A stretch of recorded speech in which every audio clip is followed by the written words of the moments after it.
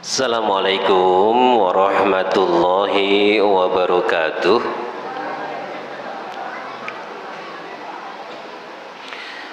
A'udzu billahi minasy syaithanir rajim. Bismillahirrahmanirrahim. Alhamdulillahi rabbil alamin wa bihi nasta'inu ala umuri dunya waddin. Wassalatu wassalamu ala asrafil anbiya'i wal mursalin wa ala alihi wa sahbihi ajmain. Rabbi israh li sadri wa yassir li amri wa hlul 'uqdatam min lisani yafqahu qawli. Qala Allah ta'ala fil kitabil karim, a'udzu billahi minasy syaithanir rajim. Bismillahirrahmanirrahim. Ya ayyuhalladzina amanu kutiba alaikumus syiyam kama kutiba alal ladzina min qablikum la'allakum tattaqun. Al-ayah.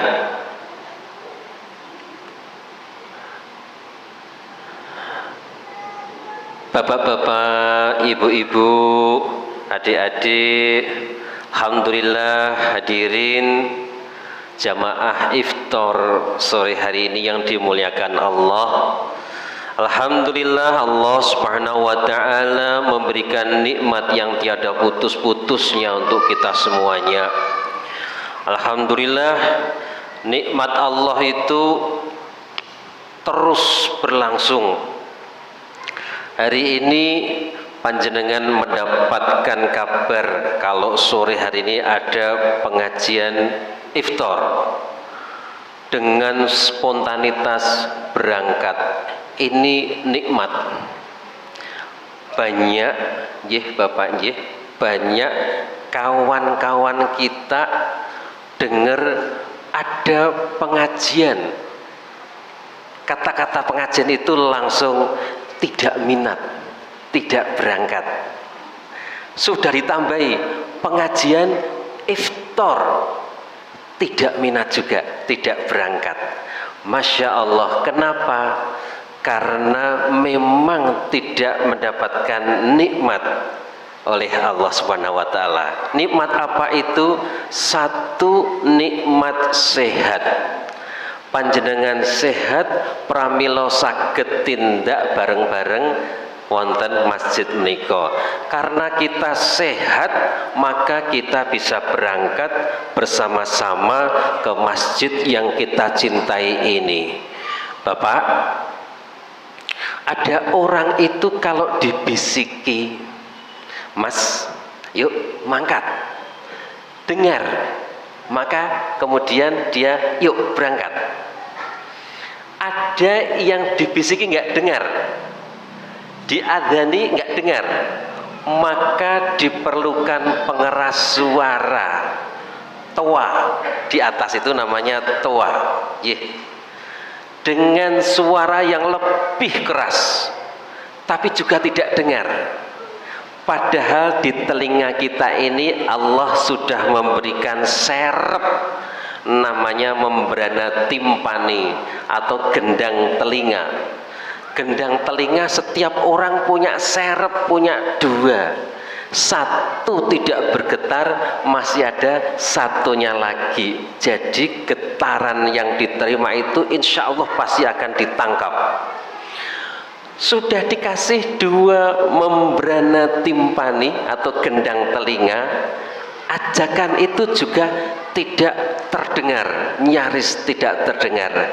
Jadi nikmat sehatnya barangkali didapat, tetapi tidak memiliki nikmat yang kedua, yaitu nikmat iman, nikmat Islam. Kalau orang Islam itu kalau dipanggil itu ada adzan, baru dengar adzan berangkat. Tawane ora usah banter-banter, terdengar suara adzan lirih-lirih, wis wayahe berangkat. Ada yang tua, wah ben banter, ben krungu dibuanter kesisan, malah jadi kasus. Enggak jadi dengar, malah jadi perkara. tuane nggone rumah sakit kayak kok buantere setengah mati, ora marake wong mangkat ngaji, ora marake mangkat salat, justru brek-breki wong loro. Lah ini malah jadi perkara. Sederek-sederek semuanya di rumah saya toa juga perkara besar di rumah saya. Toa di rumah saya itu diperingatkan. Kenapa diperingatkan? Mas, sampean ki duwe toa nggo apa to? Ngilingke wayahe salat. Yo. Lah kok suarane lirih men. Sing jenenge toa ki ya kudune ya banter ben iso do krungu. Itu. Lah makanya toa yang kecil itu dinaikkan jadi besar. Kenapa? Orang kampung saya protesnya justru toanya kalau nggak denger, nggak bisa krungu, kapan bukone ora cetha. Sehingga toanya harus yang besar, yang gede-gede. Toa kok cilik-cilik ngono ki marake ora krungu, ora cetha kapan wayahe sahur mandeg tabrak terus ora cetha wayahe buka, sehingga yang namanya toa itu sangat diperlukan. Nah, saudara-saudaraku semuanya, permasalahan toa ini menjadi menarik ketika fungsinya memang sesuai. Saudara-saudara sekalian, pada kesempatan sore hari ini Allah memberikan nikmat satu, nikmat sehat. Teman-teman kita nggak bisa di sini, tetapi hanya bisa berbaring di rumah sakit. Panjenengan bisa duduk dengan enak, dan saya lihat ini semuanya duduk dengan nyaman. Tidak ada satupun yang menurut kacamata penyakit dalam tampak sesak. Tidak ada nggih, ngelaras semuanya nggih. Dan insya Allah nanti sampai dengan pukul 5.45 masih bisa berlangsung ya, masih bisa kuat ya. Ya, kalau tidak kuat sampai dengan 5.45 masih dekat dengan IGD, jadi tidak usah khawatir. Insya Allah kita semua nanti akan iftar bersama-sama. Nikmat Islam saudaraku semuanya, karena kita terpanggil hanya dengan panggilan sederhana lewat WA gitu, weh ada iftar di rumah sakit Islam, mangkat. Artinya apa? Secara iman kita sudah memiliki predikat iman dan terpanggil untuk menjalankan ibadah bersama-sama. Sederek-sederek, kalau ditanya mana pintunya masjid, pintu masjid mana nggih? Pintu masjid. Pintu masjid ini. Kalau ditanya mana pintunya surga? Pintunya surga adalah ini sekarang ini. Allah akan memudahkan kepada hambanya, menghantarkannya ke pintu surga manakala hambanya itu sangat menaruh minat terhadap tolabul ilmi. Sehingga pada sore hari ini kalau panjenengan semuanya begitu bergairah menikmati tolabul ilmi, maka sebenarnya panjenengan sedang berbaris satu persatu untuk masuk ke surganya Allah Subhanahu wa taala. Amin. Sederek-sederek sekalian, kuatkan mata panjenengan, kuatkan mata hati panjenengan, jangan sampai gagal masuk surga hanya gara-gara di tengah-tengah saat kita tolabul ilmi ini panjenengan kesambet sampai ngantuk. Jangan sampai, pertahankan sampai dengan jam 5:45.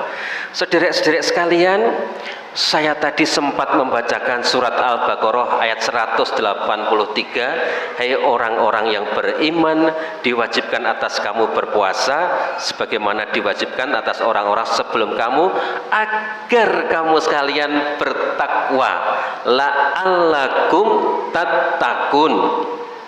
Ini hari ke-21, betul? 23, Masya Allah, 23. Jadi praktis puasanya tinggal 7 hari lagi. Ini saatnya buat kita telek-telek muhasabah diri kita untuk merasakan apakah hari ini kalau menurut standar ayat 183 Al-Baqarah ini kira-kira takwa kita sudah melekat atau belum. Saatnya kita muhasabah diri. Ya Allah, ini kita di penghujung ya Allah. Ini di hari ke-23. akankah nanti di hari ke-30 predikat la'allakum tattaqun ini benar-benar sudah bersanding dengan kehidupan kita semuanya. Sederek-sederek semuanya, di sini ada TV, saya konekkan dengan TV, tapi karena tidak konek, bayangkan aja ini konek gitu. Sederek-sederek sekalian, ya ini TV-nya nggak nyala, jadinya seolah-olah ada TV di depan. Sederek-sederek sekalian, satu kali untuk sore ini saya akan memberikan ilustrasi cerita. Satu kali ketika saya praktek, sore-sore seperti ini, praktek di poli saya, karena poli saya itu dekat dengan jalan, ada satu peristiwa yang sangat menarik. Di saat saya mau periksa pasien, dibutuhkan ketenangan karena yang kuping saya cuma 2 ini pun akan saya sumpel dengan stetoskop supaya fokus suaranya hanya terpusat di belnya stetoskop itu. Apa yang terjadi? Ada seorang pemuda yang mendadak geber-geber kendaraannya, sepeda motornya di depan tempat saya praktek tersebut. Suaranya keras sekali. Knalpotnya itu termasuk jenis knalpot brong. Jadi kalau di starter itu langsung preng itu kerasnya luar biasa. Spontan pasien yang menahan sakit di ruang tunggu, ada yang pegang kepala, ada yang pegang dada, ada yang layah-layah menahan sesak nafas itu, mendengar suara geberan sepeda motor itu spontan mereka juga akan tersengat gitu, kaget semuanya. Kenapa? Karena dentuman yang ada di sepeda motor menggugah rasa keinginan mereka untuk beristirahat menunggu panggilan giliran pasien. Sederek-sederek semuanya. Kalau kita melihat fenomena seperti itu, apa yang terbayang di pikiran kita tentang orang, tentang pemuda yang naik sepeda motor dekat dengan praktekan saya, ngeber sepeda motornya dengan suara keras, knalpotnya knalpot brong. Apa yang terbayang di otak kita? Kata-kata apa yang pantas kira-kira? Apa? Pasti kita akan mengatakan ya, oh uraan, ya. Apalagi tidak tahu aturan, apalagi kurang ajar. Kata-kata yang melekat itu pasti akan menunjukkan rasa jengkel dari orang-orang yang antri untuk periksa tersebut, menahan sakit, dikuasai knalpot. Sepakat enggak dengan kata-kata itu? Sepakat je, sepakat je. Tapi apa yang ditampilkan oleh pemuda tadi? Bangganya luar biasa sambil ketawa, hahaha, itu langsung itu betal langsung cenggirat pergi. Luar biasa. Kemudian satu putaran ternyata dia kembali lagi, datang lagi. Wah, masih dengan bangganya, kawannya datang dengan kemudian bersorak-sorak, kemudian berbaris, ayo kita coba bareng-bareng, brem gitu. Ada sekitar 2-3, kemudian nyetater bareng-bareng sepeda motor itu ngeblas pergi, dan ada suara-suara hiruk pikuk di sana. Ternyata salah satu di antara mereka kecelakaan. Saat kecelakaan, apa yang terjadi? Kata-kata orang, syukur. Apalagi rasakno, ya, ungkapan-ungkapan kata-kata kejengkelan akan keluar semuanya. Sederek-sederek semuanya. Kalau kita melihat ilustrasi itu tadi, salah satu gambaran bahwa orang yang tidak bisa menempatkan diri di saat ada orang yang sedang sakit ingin berobat, berjajar untuk persiapan bergiliran masuk ke ruang praktek, ternyata dia ngeber sepeda motor. Ada kata-kata yang muncul, satu, tidak aturan, tidak bisa menempatkan diri. Nah, sederek-sederek sekalian, kata-kata ini kalau dilanjutkan, ada ada polisi lewat gitu, pasti polisi akan mengambil tindakan, ditangkap, ditilang. Kenapa? Karena tidak patuh pada aturan. Sederek-sederek sekalian, ungkapan cerita ini ternyata sejalan dengan cerita atau perintah dalam surat Al-Baqarah 183, yaitu perintah kita tentang puasa.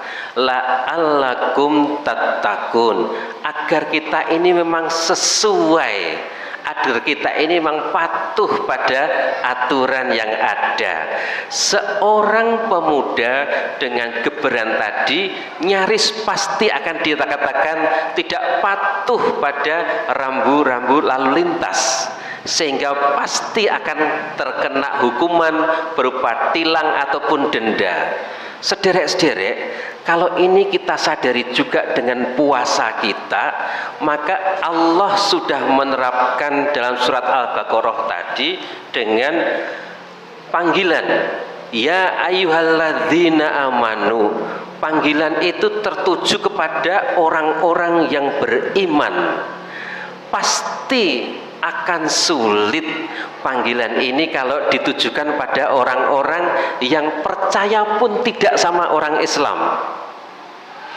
Poso, mare opo to poso? Kata-katanya sudah menunjukkan ketidakcocokan. Tetapi kalau dia orang yang beriman, dia akan mengatakan, oh puasa, oke, saya akan persiapkan. Pada orang yang tidak puasa, maka pasti akan susah menjalani proses. Padahal di sini akan disebutkan diwajibkan pada kamu untuk berpuasa sebagaimana diwajibkan atas orang-orang sebelum kamu. Ayat Al-Quran ini mengandung beberapa standar. Yang pertama, standar input, standar masukan. Standar masukan ini sudah pilih-pilih dulu. Yang kedua, standar proses. Prosesnya adalah proses puasa. Kemudian yang ketiga, standarnya adalah standar metodologi atau cara atau teknik, yaitu puasa yang sudah diterapkan pada orang-orang sebelum kamu. Dan yang keempat adalah standar berupa output atau outcome-nya, yaitu la'allakum tattaqun, menjadi hamba Allah yang bertakwa. Kita mau bikin mendoan, maka inputnya, bahan dasarnya adalah tempe dan tepung. Prosesnya adalah yaitu digoreng sebagaimana orang-orang sebelumnya melakukan penggorengan. Salah goreng tidak menjadi mendoan tetapi menjadi keripik. Nah itu karena prosesnya itu sudah beraturan, sehingga la'allakum tattaqun jadilah mendoan. Sederek-sederek sekalian, inilah proses yang berlangsung pada ayat yang diuraikan oleh Allah. Kita ini sudah pilihan, standar input kita masuk. Yang dipanggil bukan lagi ya ayyuhan nas, bukan sembarang orang, tidak semua orang, tidak semua orang dipanggil, tetapi ya ayyuhalladzina amanu. Saudara-saudara sekalian, sebelum tadi acara dimulai, adik-adik kita tadi sudah tampil satu per satu, menampilkan ketangkasannya menghafalkan Al-Quran.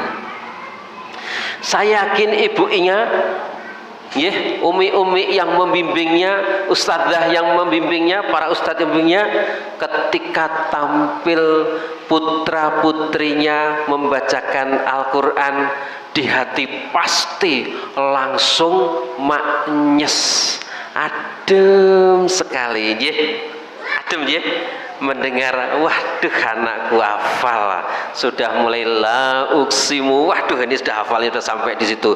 Coba bayangkan setelah melihat seperti itu, perbandingannya dengan orang tua yang melihat anaknya sedang geber-geber sepeda motor, pasti sedih rasanya.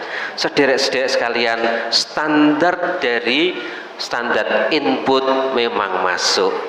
Yang kedua standar proses. Nah ini puasa. Bapak Ibu semuanya, saudara-saudara sekalian, sejak jam pagi subuh panjenengan sudah dikurangi kemampuan untuk responnya, yaitu respon untuk mendengar, melihat, merasakan dengan cara dipuasakan. Ada suara yang tidak bagus, tidak usah didengarkan. Ada ghibah, tidak usah diikuti.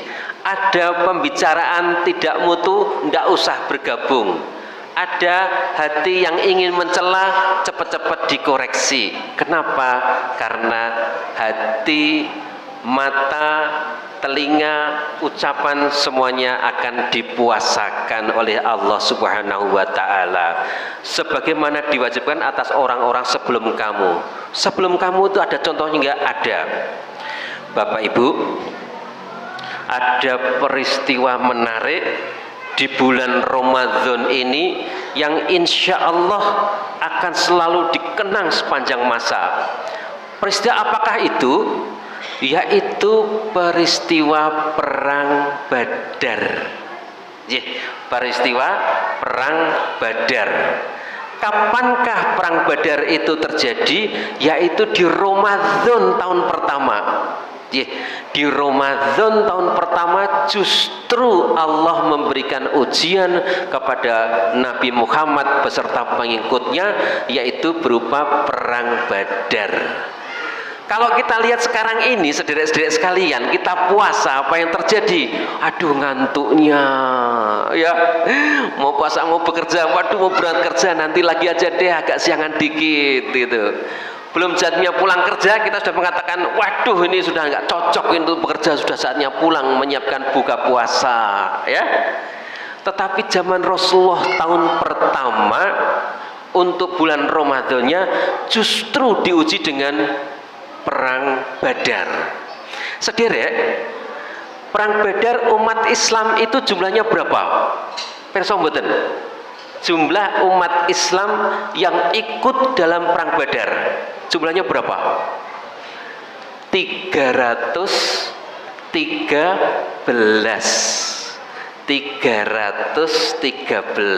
yang berangkat ikut perang. Pasukan musuh berapa? Pasukan musuh jumlahnya berapa?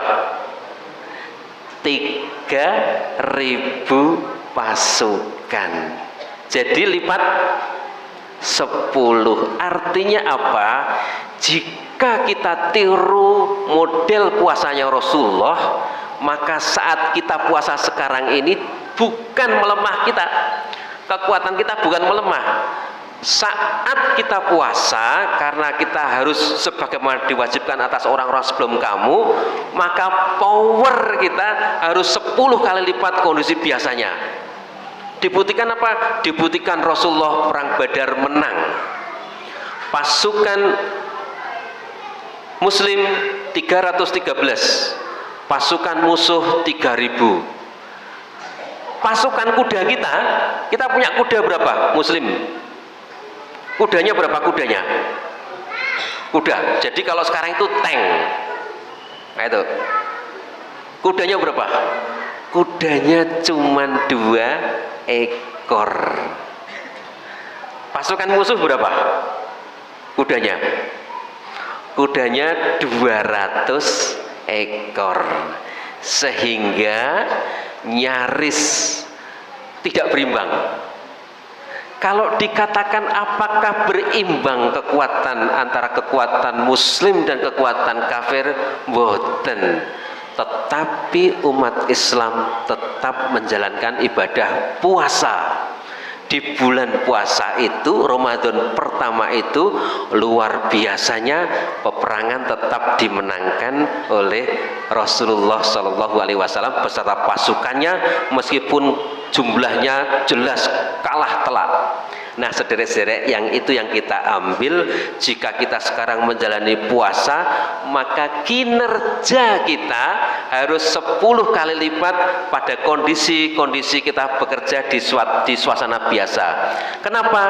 Karena saat ini telinga kita fokus hanya untuk ibadah dan bekerja, sementara bekerja itu ibadah. Mata kita ini fokus untuk bekerja dan ibadah. Kemudian pikiran kita fokus tertuju untuk ibadah. Tidak usah mikir-mikir yang lain ya. Jam 5:30 sore, wah, mikirnya apa? Iftar hari ini nanti adalah nasi padang. Wah, bubar sudah. Ya, fokusnya nggak jadi thalabul ilmi. Ya, fokusnya tetap thalabul ilmi. Kenapa? Supaya kinerja dari tubuh kita ini benar-benar bisa 10 kali pada kondisi biasanya. Bahkan nanti kalau sudah selesai Ramadan ini, ya, ada bulan namanya bulan Syawal. Syawal itu artinya apa? Meningkat. Sehingga setelah Ramadan kita akan terkatrol naik ke atas, kondisi kita, power kita jauh lebih meningkat. Nah, gitu saudara-saudara sekalian. Jadi jangan sampai ini detik-detik menjelang dul ini, menjelang sirena nguing-nguing ini semangat kita menurun. Justru mata kita harus semakin melek ya. Tampak kalau ada yang ngantuk, tampak aja ya biar melek lagi. Nah, saudara-saudara sekalian, sehingga saudara-saudara standar dari proses adalah puasa, kemudian standar dari outcome adalah la'allakum tattaqun. Pada orang yang naik sepeda motor, kemudian dengan usaha mendapatkan keterampilan, dia kursus, bahkan dia ujian, maka dia dapatkan gelar layak mendapatkan SIM. Sehingga SIM ini adalah bukti bahwa dia adalah pengendara yang baik. Begitu juga dengan puasa. Setelah dia menjalani puasa, ujian dengan kelaparan, ujian dengan segala sesuatu yang menggoda, maka dia kemudian mendapatkan gelar, yaitu gelar la'allakum tattaqun. Saudara-saudara sekalian, apa sih untungnya kalau kita menjadi orang yang la'allakum tattaqun, menjadi orang yang bertakwa? Bapak-bapak, ibu-ibu, nanti mohon dicatat dan dibuka di Al-Quran surat Al-Anfal ayat 29, karena itu dahsyat sekali. Surat Al-Anfal surat ke-8 ayat 29 itu dahsyatnya luar biasa. Dahsyatnya itu kalau ada makanan lewat itu tidak terganggu gitu. Dahsyatnya itu gini Bapak-bapak, ya. Disebutkan, hei orang-orang yang beriman, jika kamu memang sudah mendapatkan gelar takwa dari Allah, kami akan memberikan kepadamu furqon. Furqon. Furqon itu kemampuan untuk membedakan. Di dalam tes psikologi, tes psikologi, seseorang ditentukan cerdas atau tidak cerdas yaitu dari kemampuan dia membedakan. Ini ada gambar kotak, ini ada gambar bulat. Kalau berbeda, maka dia bisa mengatakan ini beda loh, maka dia dikatakan cerdas. Seorang yang ahli bangunan pasti dia akan tahu memilihkan bahan. Ini bahan bangunan yang keras, ini bahan bangunan ini akan blenyek. Yang keras ini mampu bertahan sampai bertahun-tahun, 30 tahun. Mungkin yang blenyek ini sekitar 2-3 tahun akan selesai. Kenapa? Karena dia memiliki kemampuan membedakan. Seorang dokter juga nanti akan dituntut untuk bisa berpikir membedakan ini sesak karena paru-paru, ini sesak karena jantung, ini sesak karena diabetes. Sama-sama sesak, tapi penyebabnya beda, sehingga obatnya juga sudah beda-beda. Ini furqon, kecerdasan yang diberikan oleh Allah Subhanahu wa Ta'ala. Sederek-sederek sekalian, satenya jangan terlalu dipandang, nanti furqon panjenengan tidak jalan nanti. Jadi sederek-sederek sekalian, Furqan itu penting sekali. Kenapa? Banyak orang sudah kehilangan kemampuan furqannya. Di antaranya apa? Susah bedakan mana laki-laki, mana perempuan. Buktinya apa?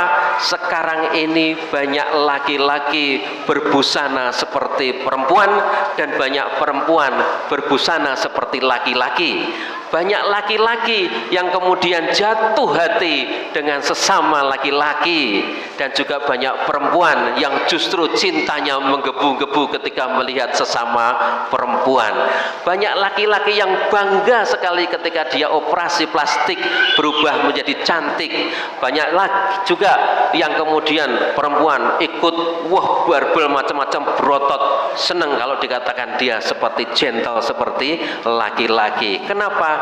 Karena furqannya sudah mulai terganggu.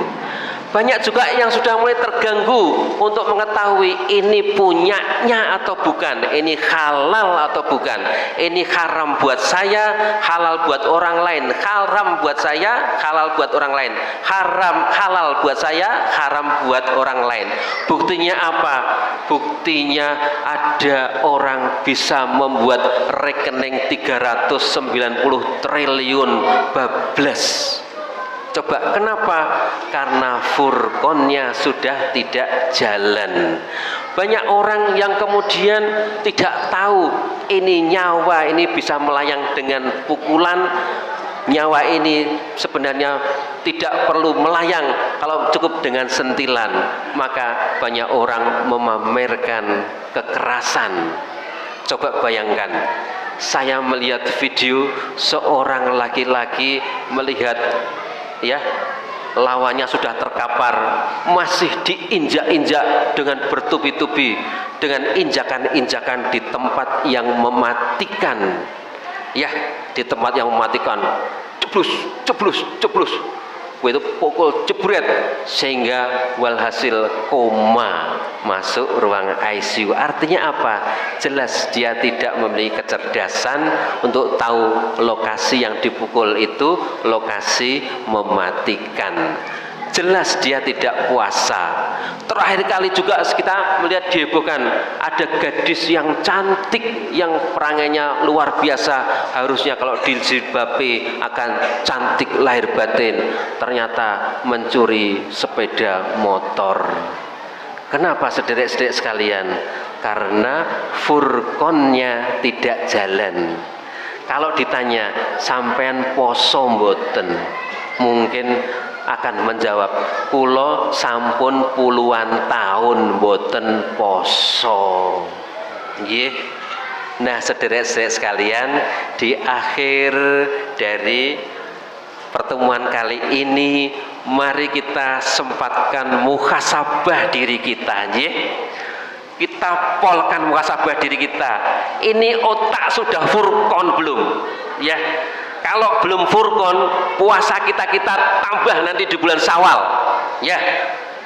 Ada kesempatan Allah memberikan iming-iming serasa puasa 1 tahun, genapkan 6 hari. Nanti setelah Idul Fitri selesai hari pertama, hari kedua ndak usah nunggu jaburan ning kono-kono, jaburan ning kono-kono diundang mangan-mangan kono ahlen, ndak usah, langsung poso sambung nggih, genepi 6 hari poso Syawal. Kenapa?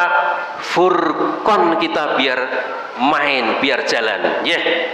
Gitu. Masih berasa furqannya kok belum jalan juga, genapi dengan puasa sunnah Senin Kemis, ya. Allah masih memberi kesempatan kita untuk mengasah hati dan pikiran kita, furqan kita jalan. Pak nuwun sewu Pak, kula niku kagungan senior Pak.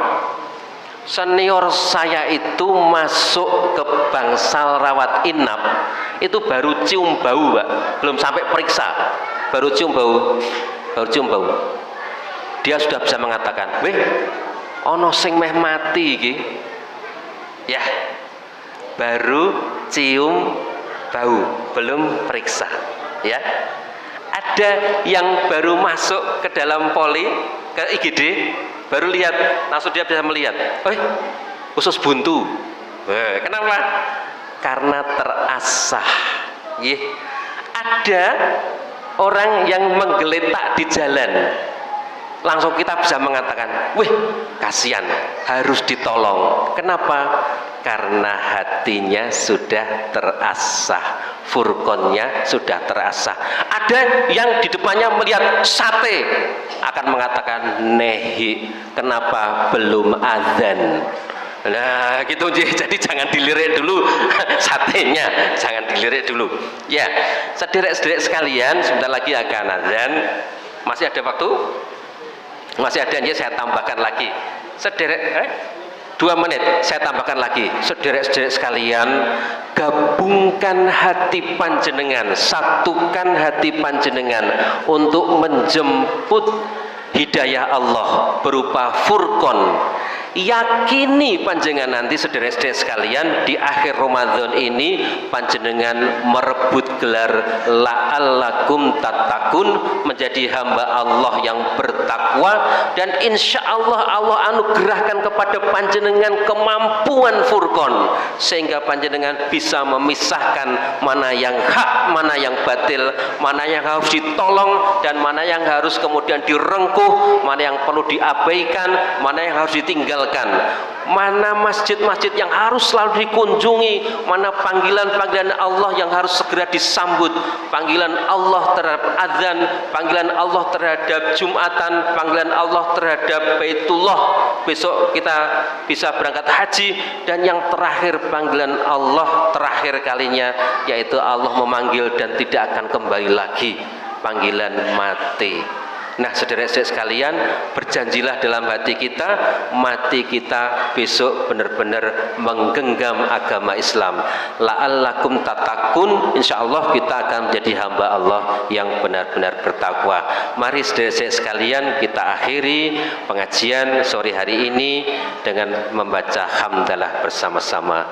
Alhamdulillahirabbil alamin. Assalamualaikum warahmatullahi wabarakatuh. Kita tunggu saat-saat adzan maghrib dan kita berbuka dengan rasa syukur, rasa bahagia. Matur suwun.